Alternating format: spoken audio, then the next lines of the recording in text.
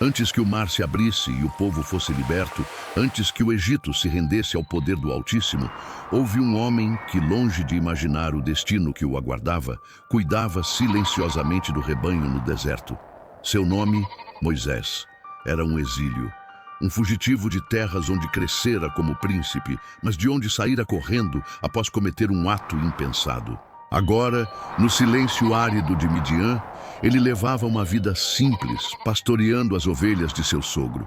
Mas o Deus dos céus e da terra já o observava, pois havia escolhido este homem para cumprir uma missão que mudaria o curso da história. Foi então que, em um dia como outro qualquer, algo extraordinário aconteceu. Ao conduzir o rebanho pelo deserto, Moisés avistou ao longe um brilho incomum. Aproximou-se e viu um arbusto em chamas, mas o fogo não o consumia. O ar parecia pesado e uma presença indescritível preenchia aquele lugar. Quando se aproximou, uma voz ecoou do meio das chamas, chamando-o pelo nome. Moisés, Moisés! Ele respondeu trêmulo. Eis-me aqui. Então a voz continuou. Não te aproximes. Tira as sandálias dos pés, porque o lugar em que estás é uma terra santa. Era o próprio Deus que lhe falava. O Senhor revelou a Moisés que havia ouvido o clamor do seu povo, escravizado no Egito, e que agora era chegada a hora da libertação. O chamado foi claro e direto. Ele deveria voltar ao Egito, enfrentar Faraó e conduzir os filhos de Israel para fora da opressão.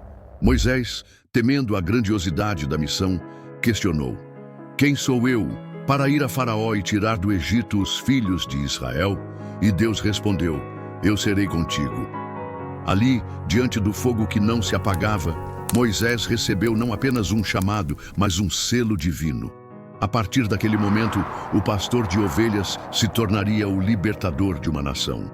Com o chamado selado pelo fogo que não se consumia, Moisés desceu do deserto rumo ao império mais poderoso da sua época. Ao seu lado, por ordem divina, caminhava Arão, seu irmão, escolhido para ser sua voz diante de Faraó.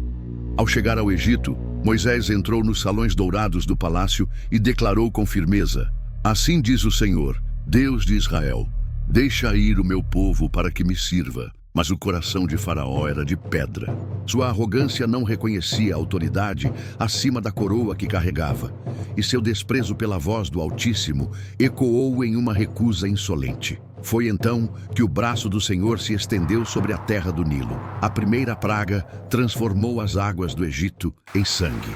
O rio que sustentava a vida agora exalava morte.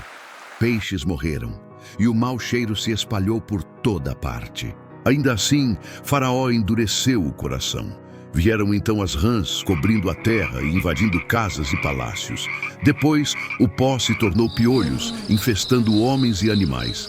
Moscas encheram o ar, rebanhos inteiros morreram e feridas ardentes cobriram o corpo dos egípcios.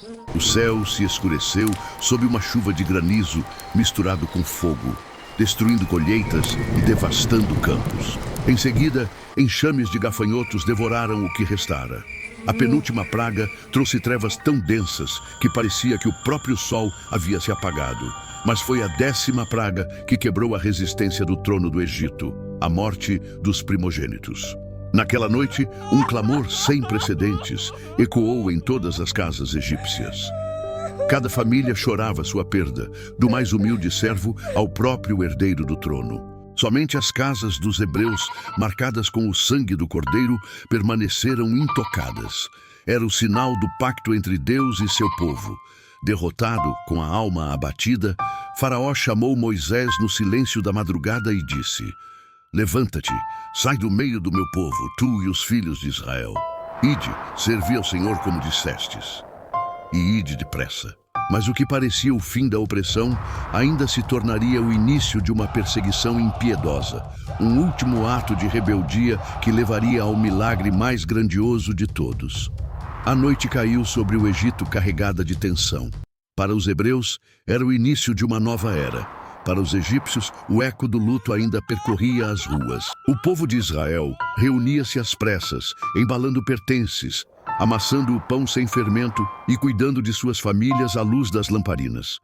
Era a noite da Páscoa, marcada pelo sangue do Cordeiro nos umbrais das portas, sinal visível da proteção divina.